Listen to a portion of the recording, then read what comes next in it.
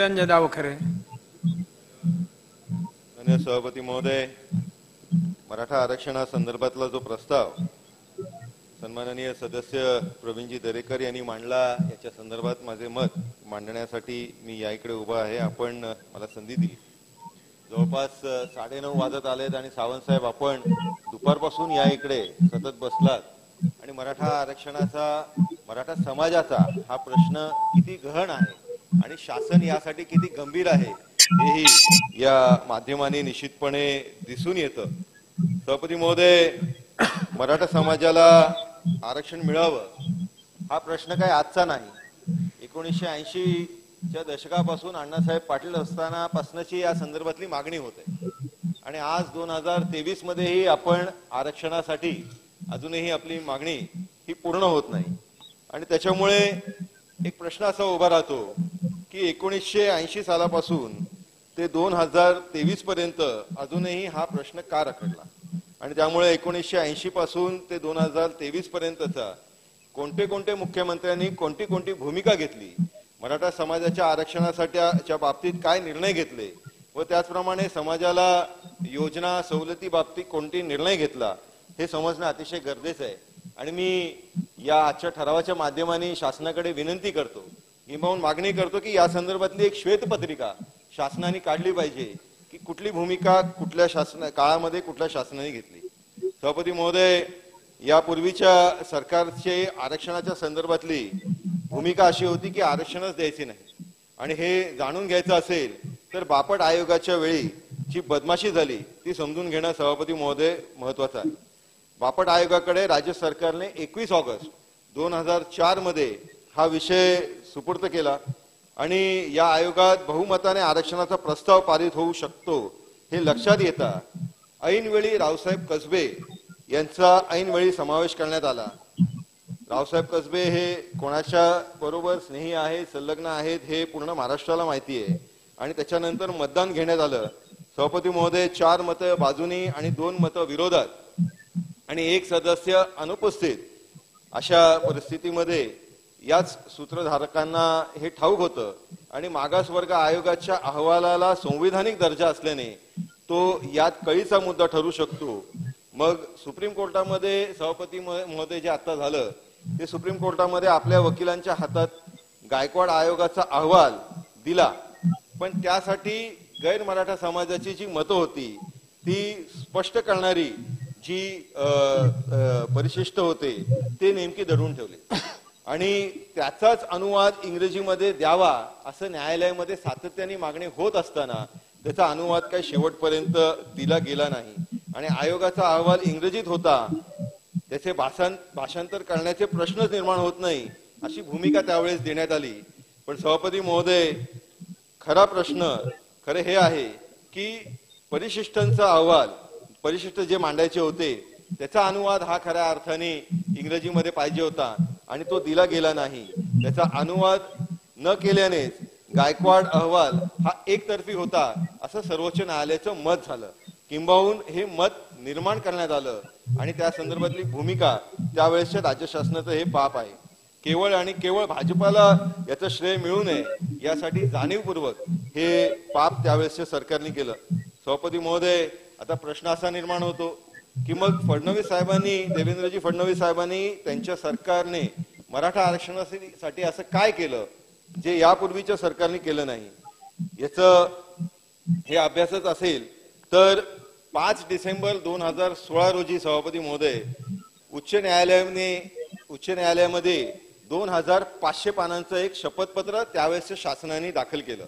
या शपथपत्रात मराठा समाजाच्या सामाजिक मागासलेपणाचे ऐतिहासिक पुरावे जे संत तुकाराम महाराज, संत बहिणाबाई, अजानदास इत्यादींच्या काळातले, त्याचबरोबर ब्रिटिश राजवटीतली जनगणनेचे रेकॉर्ड जो 1871 ते 1931 या काळातील होता, महात्मा ज्योतिबा फुले यांच्या लिखाणातली मराठा कुणबी संदर्भ, शिवाजी महाराजांचे पोवाडे, शेतकऱ्याचा आसूड, गुलामगिरी इत्यादी, त्याचबरोबर शाहू महाराजांचा मराठा समाजाला दिलेल्या आरक्षणाचा गॅझेट नोटिफिकेशन 1902, छत्रपती शाहू महाराजांची विविध पत्रे, भाषणे, भारतरत्न डॉक्टर बाबासाहेब आंबेडकर यांनी लिहिलेलं शूद्रपूर्वी कोण होते आणि इतर लेखांसोबतचे साऊथ बरो समिती बरोबर दिलेले साक्ष कम्युनल अवॉर्ड मधील भूमिका आणि इतर बाबी डॉक्टर इरावती कर्वे यांचे मराठा समाजाबद्दल वैज्ञानिक मत, वेगवेगळ्या कमिशनची भूमिका,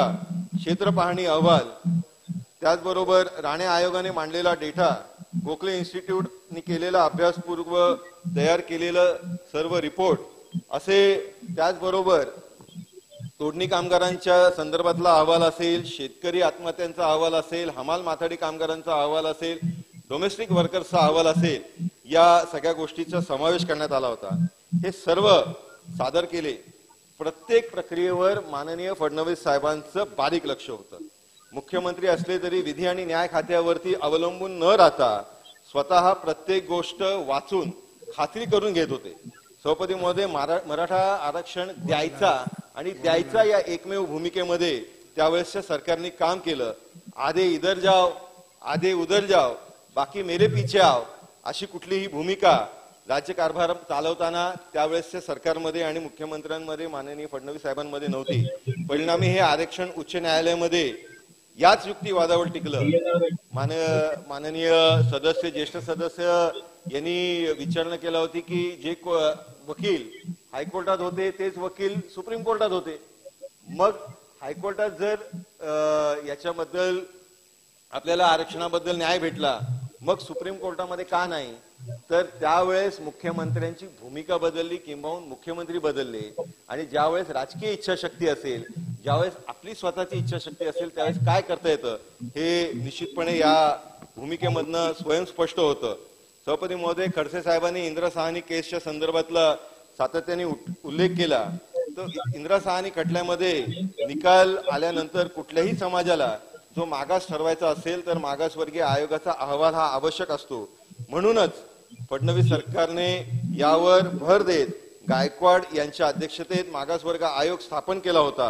आणि या त्यावेळेसच्या सरकारने या संदर्भातली भूमिका ही जाणून घेऊन अतिशय बारकाईने सगळं काम केलं होतं. आता सर्वोच्च न्यायालयाने गायकवाड अहवाल नाकारताना जी बाब नमूद केली ते पाहणं आवश्यक आहे. सभापती महोदय, सर्वोच्च न्यायालयाने स्पष्टपणे नमूद केले की महाराष्ट्र सरकारच्या वतीने गठीत 1961 चा देशमुख आयोग, 2001 चा खत्री आयोग, 2008 चा बापट आयोग यांनीही मराठा समाज मागास असल्याचा दावा नाकारला.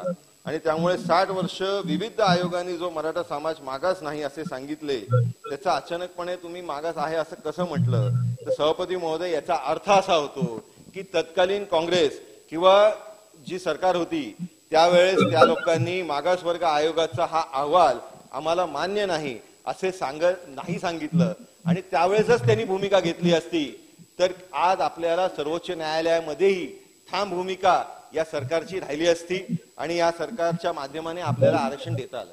आज तारखेला सन्माननीय मुख्यमंत्री शिंदे साहेब आहेत, सन्माननीय उपमुख्यमंत्री फडणवीस साहेब आहेत, सन्माननीय उपमुख्यमंत्री अजितदादा आहेत. यांच्या नेतृत्वामध्ये ही सरकार काम करते आणि ज्या बारकाईने प्रत्येक गोष्ट समजून घेऊन प्रत्येक विषयाला न्याय द्यायची भूमिका या सरकारची आहे आणि त्याच्यामुळे या समाजाला न्याय भेटेल हा विश्वास आम्हाला आहे. मराठा समाजाला आरक्षणाच्या संदर्भातली जी भूमिका आहे, खरं तर प्रसाद लाड जी यांनी जी भूमिका मांडली की मराठा समाजामध्ये सक्षम लोक आहेत आणि त्यांना हे आरक्षणाच्या संदर्भातलं त्यांच्या मुलांसाठी नको, पण जे सक्षम नाही, ज्यांना खऱ्या अर्थाने या समाजाला आरक्षणाची गरज आहे, ज्यांच्या जमिनी एकरीवरनं गुंठा आणि गुंठ्यावरनं आता स्क्वेअर फुटावर आले, ज्यांना नोकरी धंदाही व्यवस्थित भेटत नाहीये, अशा लोकांना या आरक्षणाची गरज आहे. आणि हे सरकार या गोष्टीची जाण ठेवून निश्चितपणे आरक्षण देईल असा विश्वास मला आहे. अशी भूमिका मी या संदर्भात या विषयासंदर्भात मांडताना देत आहे. सभापती महोदय, आपण मला वेळ दिला त्यासाठी आपले आभार व्यक्त करतो आणि थांबतो. धन्यवाद.